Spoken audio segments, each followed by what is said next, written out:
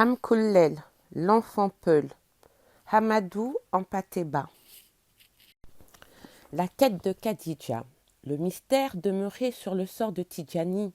La consigne de secret qui l'enterrait était aussi impénétrable que le rempart qui, dit-on, ceinture notre monde et le sépare de l'au-delà.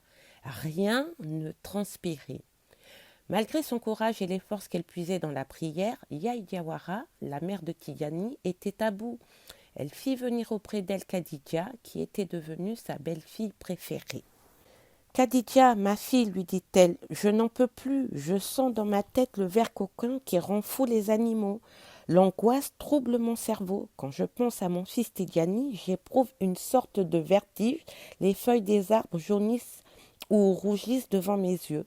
Si je n'arrive point à savoir ce qu'est devenu mon fils, je sens que j'en deviendrai folle. Or, je préfère mourir de mes propres mains plutôt que de perdre la raison et de devenir pour vous tous une charge qui s'ajouterait à tout ce que vous endurez déjà depuis l'arrestation de mon fils. Khadija, voici pourquoi je t'ai fait venir. J'ai une entière confiance en toi. Je voudrais, au cas où je perdrais la raison avant de mourir, que tu sois la seule personne de toute la famille à t'occuper de moi. J'en donnerai la consigne formelle à Samburu et à Yabara, les plus fidèles de nos captifs. Et elle fondit en larmes. Yaï Diawara, lorsqu'elle était amazone, avait pris part à des dizaines de batailles, enjambé des cadavres sous une pluie de balles pour aller nourrir et soigner les blessés, et tout cela sans peur ni larmes. Et voilà que cette femme exceptionnelle se mettait soudainement à pleurer et à gémir, la tête appuyée contre la poitrine de sa belle-fille. Khadija en était bouleversée. À la manière des mamans africaines consolant leur bébé, elle essuya de la langue et des lèvres les larmes chaudes de sa belle-mère. Ce geste né d'un réflexe heureux calma la vieille femme.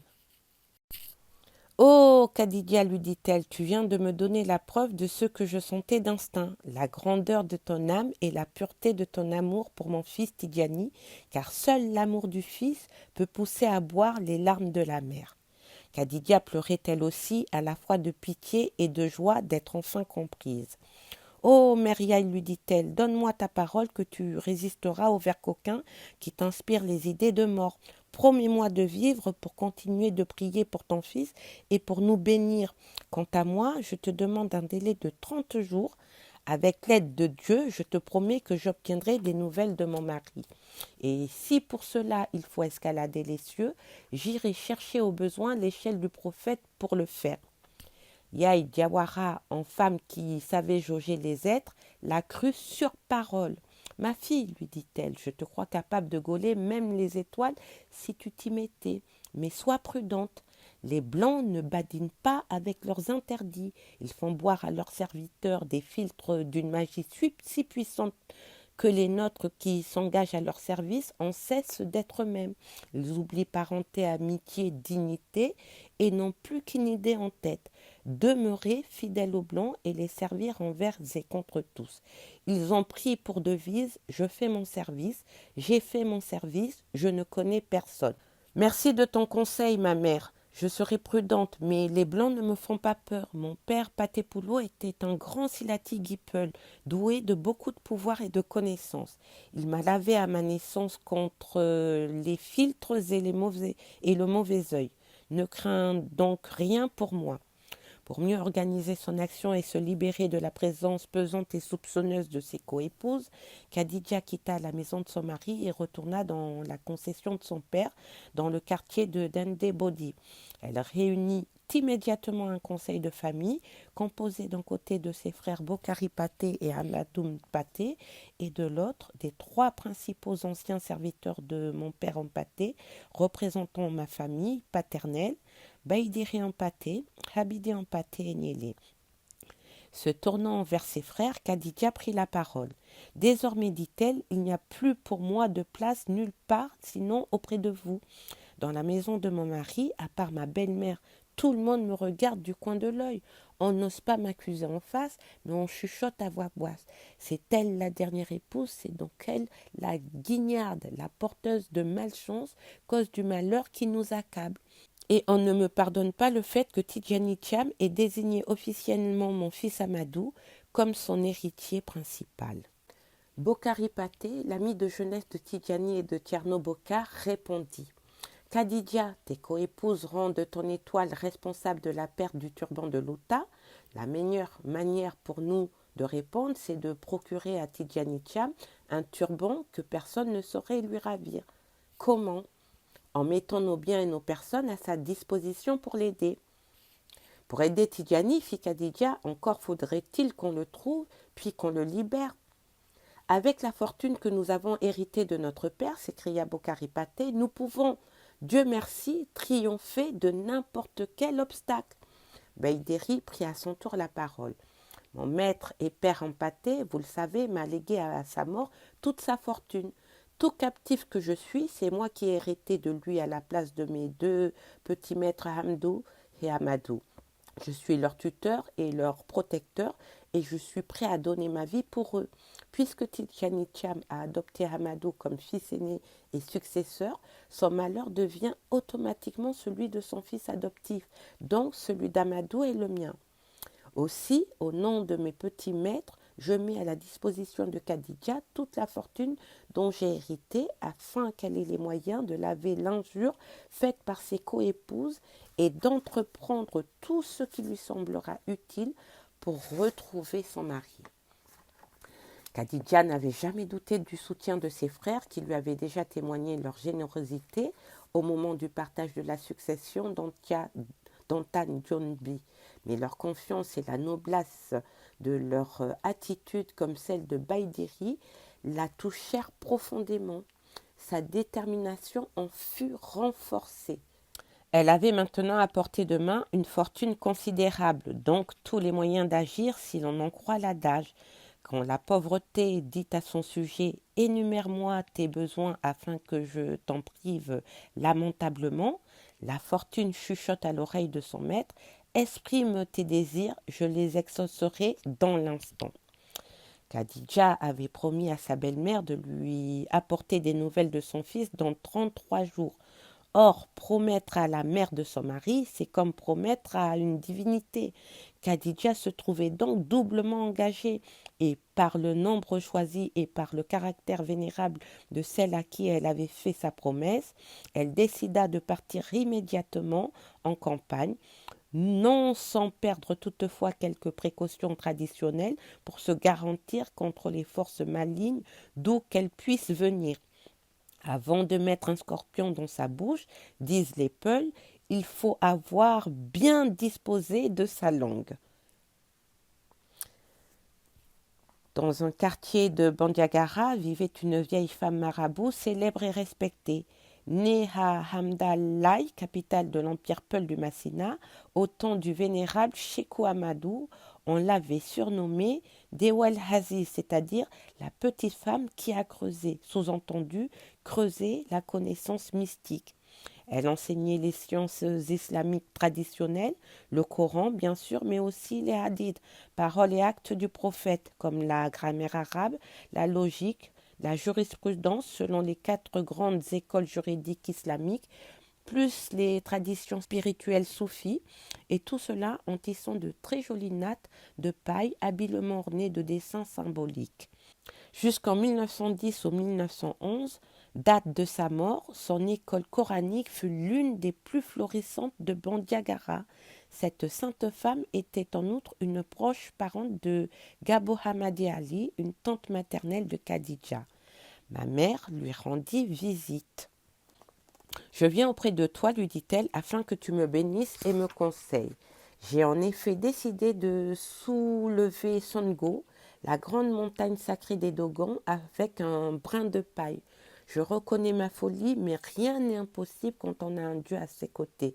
Je suis venue te demander de mettre Dieu à mon côté.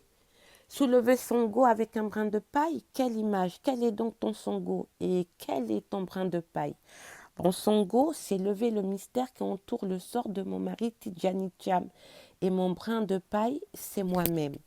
Dewel Assi se plongea dans une longue méditation.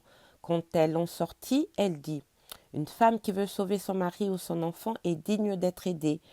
Par moi-même, je n'ai ni force ni puissance, je ne suis qu'un brin de paille comme toi, mais puisque tu le désires, je vais prier Dieu de daigner être de ton côté. Quant à toi, il te faut d'abord accomplir un sacrifice propitiatoire.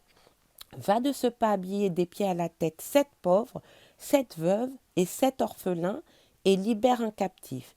Puis reviens me voir dans 3 jours ou dans 7 jours, quand tu auras tout terminé. »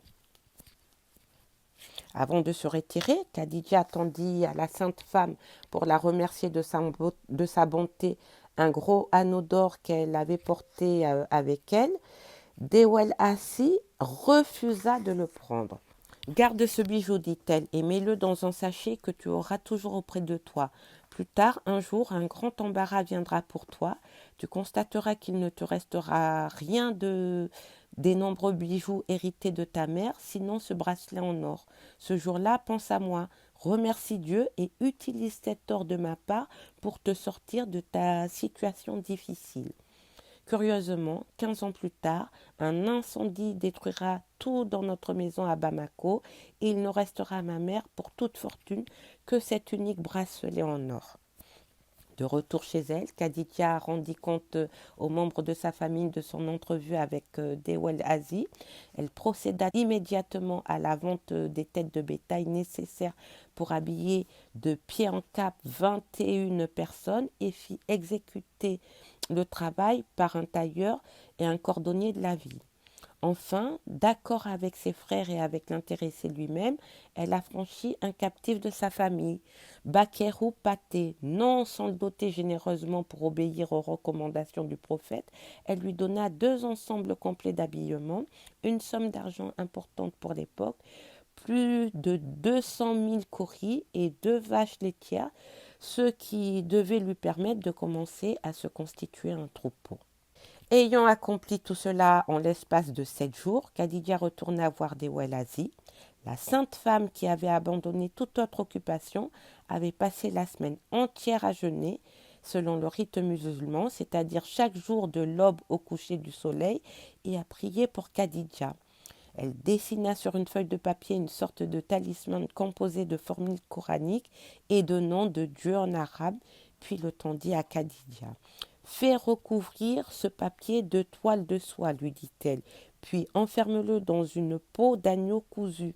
Ce travail doit être effectué par un cordonnier réputé pour la pureté de ses mœurs. Avant de travailler, il devra accomplir les ablutions rituelles afin d'être dans l'état de propreté physique et religieuse requis. Le sachet ainsi préparé devra avoir la forme d'un triangle. Tu le porteras suspendu en bandoulière. » Khadija confia ce travail à la plus vertueuse des cordonnières de Bandiagara, une femme si pieuse et si vénérée qu'on ne l'appelait plus que ça par son propre nom, mais par le surnom révérencieux d'Ina Mama Tamé, mère de Mamadou Tamé. Armée de son talisman habitué par la certitude que les prières de la sainte femme avaient attiré sur elle le secours de Dieu, Khadija était prête pour commencer son enquête. Elle était toujours chef de la plus grande association féminine de Bandiagara, celle-là même qu'elle avait fondée dans sa jeunesse.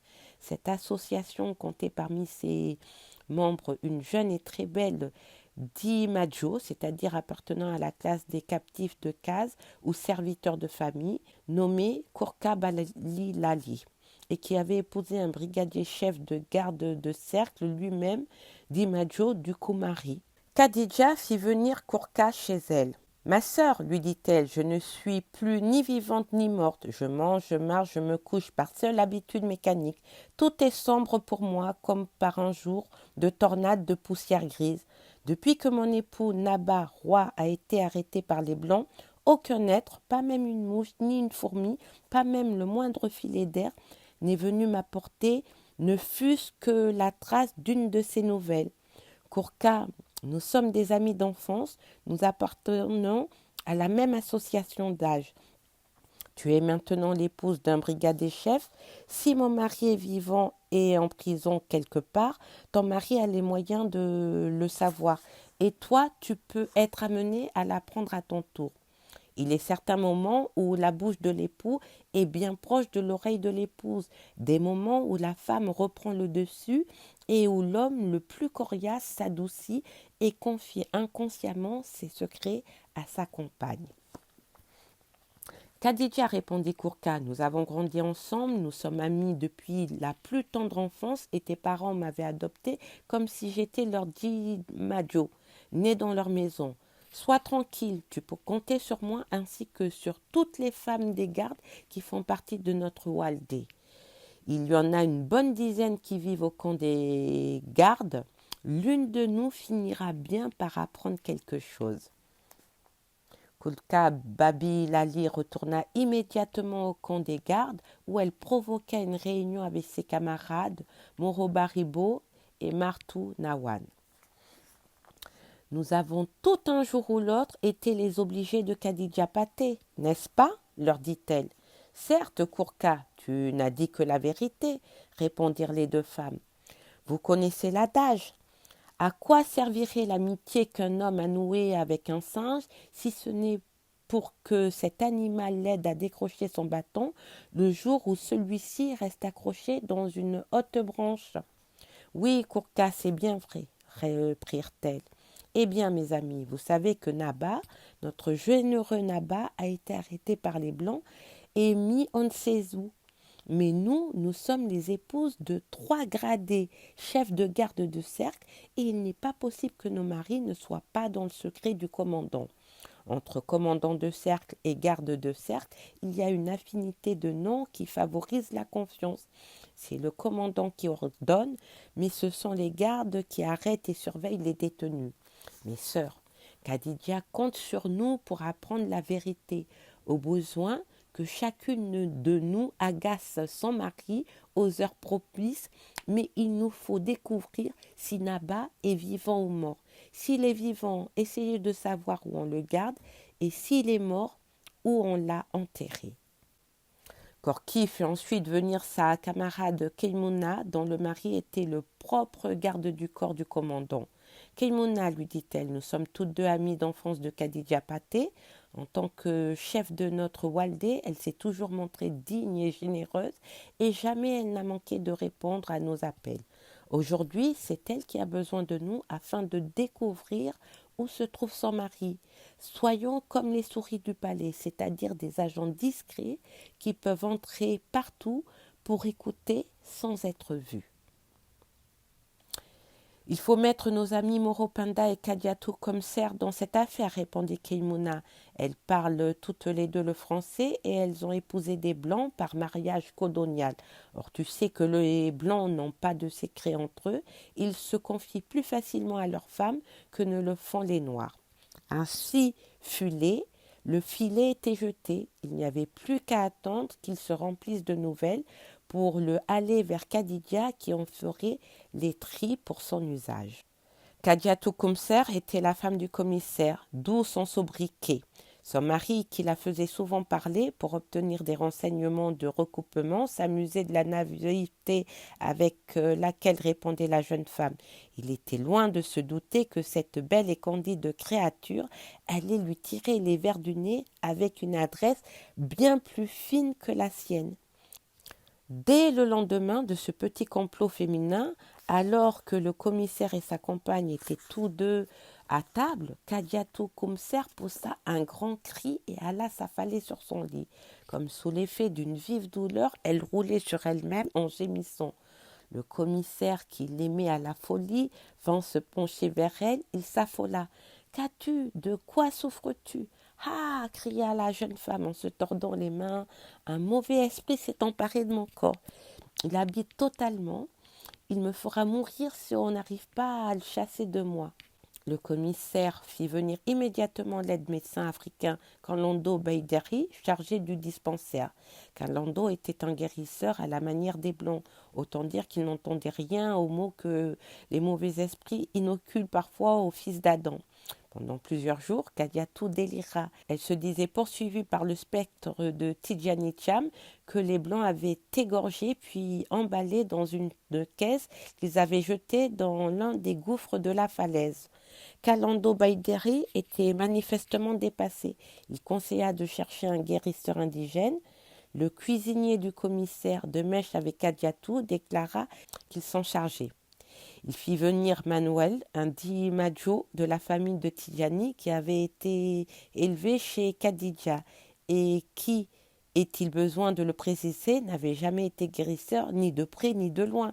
Celui-ci, après avoir prescrit à Kadiatou des bains et des fumigations à base de certaines plantes, recommanda au commissaire de ne lui parler qu'avec une extrême gentillesse, surtout au moment des crises, pour la calmer et la rassurer. Vers minuit, Kadiatou, hagarde, se dressa dans son lit. « Oh !» gémit-elle. « Commissaire, le spectre de Tidjani est là et il dit que son cadavre réclame une tombe. »« Calme-toi, Kadiatou, calme-toi, fit le commissaire de sa voix la plus douce. Tidjani n'est pas mort, il est en prison. Dans quelques mois, il passera devant le tribunal et il ne sera pas tué, tu verras. Les Blancs n'aiment pas tuer. Allez, rassure-toi, ce n'est qu'un mauvais cauchemar. » Faisant mine d'être calmée par les paroles de son mari, Kadiatou se rallongea sur le lit avec toutes les apparences d'une personne qui vient d'être libérée d'une emprise écrasante.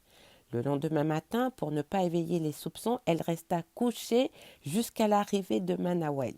Celui-ci lui administra cérémonieusement sa médication, tandis qu'elle lui adressait un coup d'œil malicieux. Enfin, Kadiatou se leva et prit son petit déjeuner à la grande satisfaction de son mari. Très soulagé de voir sa femme se porter mieux, il appela son chien et sortit pour aller prendre son service. Il sifflait doucement comme font les Blancs quand ils sont contents. Dès qu'il eut franchi la porte, Kadiatou se tourna vers Manawel. « Va vite dire à Kourka que Naba est bien vivant. Il est enfermé dans une prison en attendant de passer devant le tribunal. » Manawel se précipita chez Kourka, puis tous deux se rendirent chez Khadija pour lui annoncer la bonne nouvelle obtenue grâce à l'adresse consommée de Kadiatou commissaire. Mais il restait encore à savoir dans quelle prison Tidjani était enfermé, car il y en avait deux, la prison civile et la prison militaire. Pendant ce temps, le commissaire était arrivé chez le commandant Charles de la Bretèche pour lui faire son petit compte-rendu quotidien habituel. Le commandant lui demanda des nouvelles de sa jeune compagne. « Elle a été très souffrante, mais elle est en train de se remettre, » répondit le commissaire. « Figurez-vous que dans un cauchemar qui revient sans cesse, elle se croit poursuivie par le spectre de Tidjani Thiam, dont le cadavre, dit-elle, réclame une tombe. » « Décidément, répliqua le commandant en riant, ce Tidjani Thiam et son frère Badara, comme tous les Thiam d'ailleurs, jouissent d'une influence extraordinaire dans ce pays. Je ne voudrais pas être à la place du commandant qui aurait annoncé la mort de Tidjani si jamais il décédait en prison. Que va-t-on faire de lui ? J'attends l'ordre de le déférer devant le tribunal criminel. Personnellement, je ferai tout pour sauver sa tête, bien qu'il ait manqué de me tuer sur la route. Mais ce n'est pas un mauvais bougre. En cette affaire, il est plus à plaindre qu'à blâmer. Tidjani Thiam s'est malencontreusement heurté à un homme, Hagi Boutal, qui est comme le pic pointu d'une haute montagne. Celui qui s'y cogne y laisse sa vie ou beaucoup de plumes. Le hasard voulut que cette conversation fût nettement perçue par Garba Tieman, garde du corps du commandant et mari de Kenyuma, l'autre camarade d'âge de Khadija. Depuis 2 semaines, le malheureux Garba ne pouvait plus tousser ni éternuer chez lui sans que sa femme lui fasse une scène.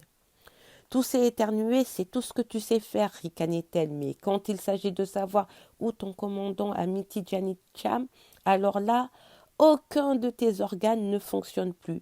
Je me suis trompée de mari. Je me demande s'il ne vaudrait pas mieux que je divorce et aille chercher un homme qui n'obéisse pas inconditionnellement aux Blancs, simplement parce qu'ils lui ont donné une chéchia rouge et des bandes de moltières bleues.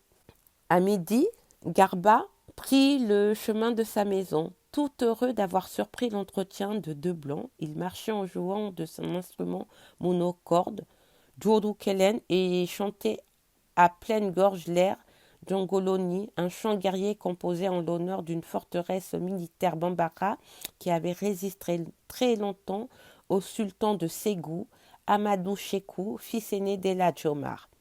Quand il rentra chez lui, sa femme, comme l'exigeait la coutume, lui présenta de l'eau fraîche pour se mouiller la gorge et de l'eau tiède pour laver la sueur de son corps.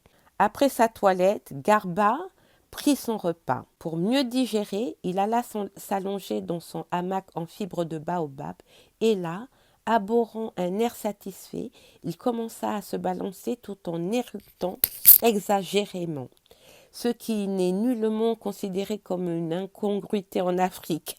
Kenyuma s'approcha. Quelque chose me dit aujourd'hui que tu as croisé sur ton chemin Kenyuma, le légendaire magicien de bon augure.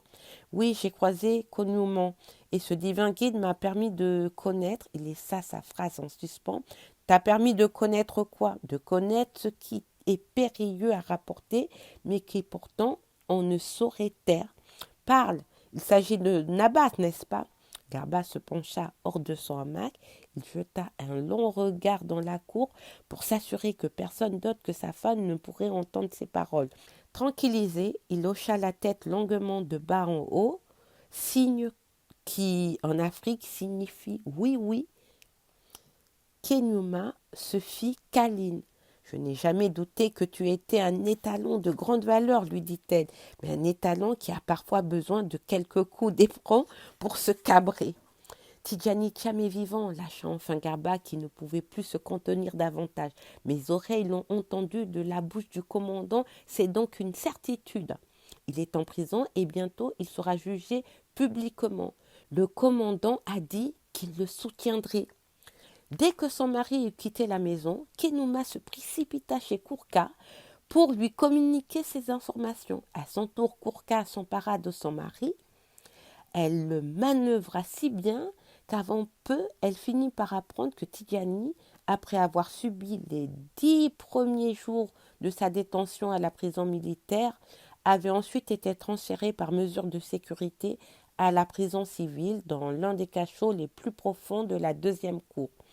On craignait en effet que les Toucouleurs, surtout les Thiam, ne tentent une action pour le délivrer comme le bruit avait couru.